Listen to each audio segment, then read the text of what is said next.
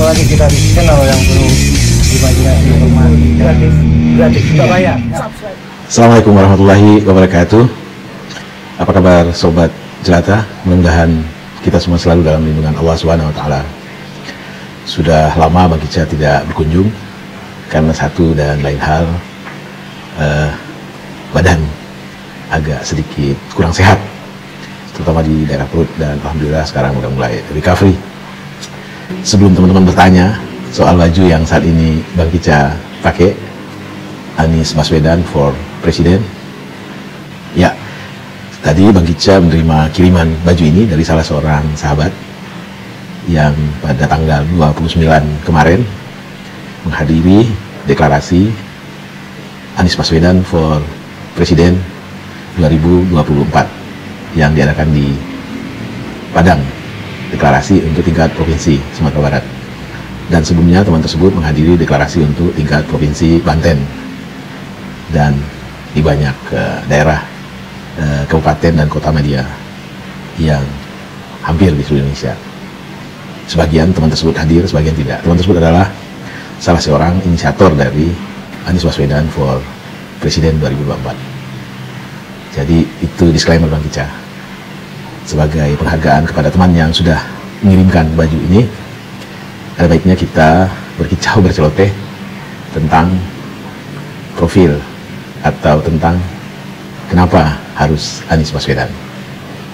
Ya, meski kita tahu bahwa Pilpres itu masih jauh di depan mata, 2 tahun lebih atau 2,5 tahun lah, tetapi nampaknya geliat keinginan masyarakat untuk mencari-cari calon yang akan mereka harapkan bisa dicapreskan sudah mulai nampak di sana sini, dan itu tentu patut kita syukuri karena meski keadaan tidak begitu baik saat ini karena kita sedang menghadapi musibah besar yang belum juga usai, yaitu pandemi, tetapi naluri atau keinginan atau kehendak luhur untuk mendapatkan calon pemimpin masih tetap ada di tengah-tengah masyarakat. Banyak calon yang kita lihat sudah mulai digadang-gadang oleh kelompok orang, katakanlah misalnya Ganjar Pranowo yang saat ini adalah Gubernur Jawa Tengah dan sudah dideklarasikan pencapresannya oleh kelompok-kelompok pendukung yang disebut Ganjaris juga di beberapa kota di Indonesia. Ada lagi yang kita lihat juga berminat dari baliho-baliho yang mereka pasang, katakanlah Ketua Umum Partai Golkar saat ini, yaitu Menteri Koordinator Bidang Ekonomi. Siapa? Coba. Belakangnya Hartanto. Ya Bang Kica lupa, pokoknya Hartanto lah di belakangnya. Sorry, mohon maaf, ini real Bang Kica lupa. Ada lagi baliho Puan Maharani yang saat ini menjabat sebagai Ketua DPR, dan tentu saja ada Erick Thohir, ada Ridwan Kamil, dan kita berharap bermunculanlah para mereka-mereka yang memang punya kompetensi, punya keinginan luhur untuk menjadi pemimpin kita. Bukankah semakin banyak pilihan, tentu semakin terbuka banyak kemungkinan-kemungkinan, dan semakin banyak kemungkinan tentu semakin mendekati yang terpilih itu benar-benar orang yang punya komparatif advantage dibanding banyak calon lainnya. Dan kita tahu persis bahwa satu-satunya filter untuk bisanya seseorang menjadi capres adalah partai politik, dan ada batasan yang saat ini masih berlaku. Hanya partai politik yang mempunyai perolehan suara 20% atau lebih pada pemilu sebelumnya, ya 2019, atau gabungan partai yang mempunyai perolehan suara 20% atau lebih yang bisa mencalonkan capres di 2024. Dan batasan 20% tersebut saat ini sedang di-challenge, sedang dilakukan judicial review di Mahkamah Konstitusi oleh beberapa kelompok civil society, dan kita berharap Mahkamah Konstitusi mengabulkan niat luhur, niat waras dari civil society tersebut. Karena bagaimanapun yang namanya demokrasi tentu harus dimulai dalam titik start yang sama, 0%. Kembali kepada pencalonan para capres atau deklarasi kehendak keinginan daripada banyak kelompok masyarakat untuk para calon presiden. Bagi pada kesempatan ini, karena menggunakan baju yang dikirim oleh teman Anies Baswedan for Presiden, bagi Ca mencoba untuk kita mencari tahu siapa sih sebenarnya Anies Baswedan tersebut, atau pertanyaan besarnya adalah kenapa harus Anies Baswedan. Satu, tentu kita harus melihat latar belakang dari keluarga, atau katakanlah dalam bahasa lamanya itu bibitnya gitu. Nah, Anies ini adalah cucu dari pahlawan nasional Air Baswedan, pahlawan yang banyak kontribusinya dalam meminta pengakuan kemerdekaan Republik ini di Jazirah Arab.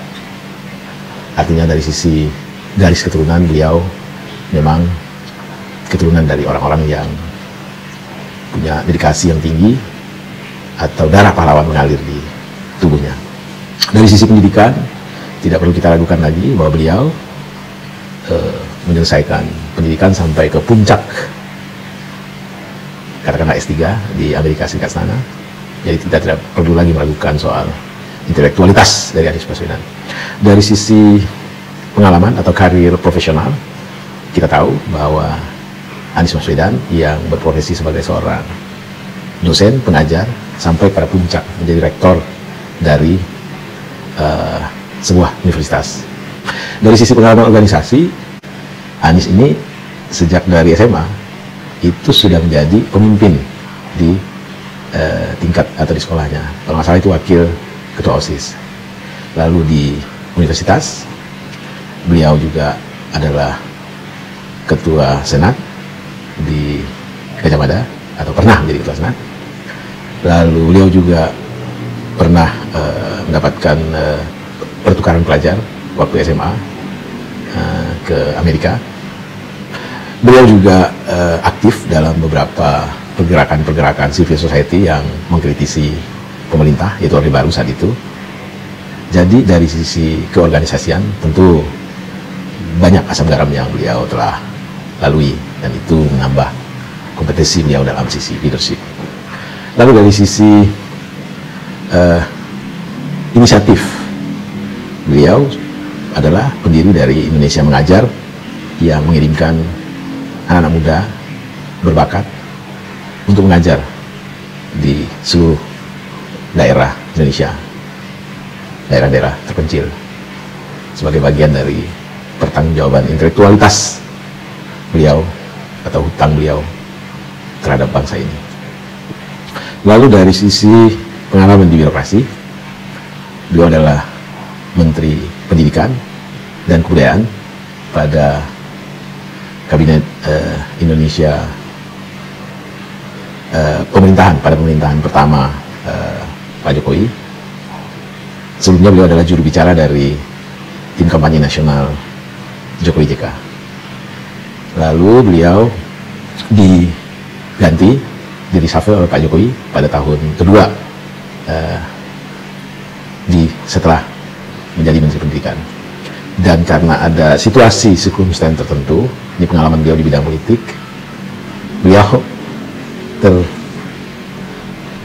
tersedot menjadi calon gubernur DKI Jakarta bersama Sandiaga Uno dan melawan petahana yaitu Ahok dengan Jarot, dan hasilnya beliau memenangkan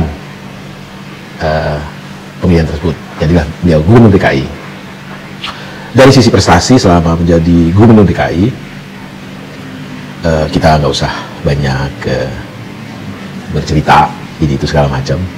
Kita googling saja, barangkali satu-satunya gubernur dengan penghargaan yang banyak, baik itu dari lembaga pemerintah, swasta, lalu dari luar negeri, dalam dan luar negeri ya. Biarlah penghargaan-penghargaan tersebut yang menjawabnya. Kalau kita jalani atau berjalan-jalan di Jakarta saat ini, adalah rabun kalau kita mengatakan Jakarta tidak ada perubahan. Jakarta banyak berubah dan itu menuju keadaan yang lebih baik. Jadi itu sekitar analisis Bang Kicca kenapa ada kelompok orang yang saat ini mencoba untuk mendeklarasikan Anies Baswedan for the President. Meski sebenarnya ikhtiar tersebut tanpa ada dukungan dari partai politik tidak ada artinya, dan hal ini sempat Bang Kicca tanyakan kepada teman tersebut, dan teman tersebut berkata bahwa selama ini kan kita didikte oleh para oligarki partai yang ujuk-ujuk mencalonkan si A, si B, si C. Nah sekarang sebelum waktunya datang, kita harus mencoba untuk menggaungkan Anies Baswedan di sentra Nusantara, dan pada saatnya nanti pada tingkat elektabilitas yang tinggi tentu akan ada partai yang melamarnya atau meminangnya untuk dijadikan sebagai calon presiden. Lebih kurang begitu kata teman tersebut. Baik teman-teman, demikian kicau pendek soal Anies Baswedan yang mau nggak mau harus Bang Kicca coba bahas sebagai bagian dari rasa terima kasih Bang Kicca atas kiriman baju yang keren ini, Anies Baswedan for President 2024. Wassalamualaikum warahmatullahi wabarakatuh. Salam sehat dan bahagia.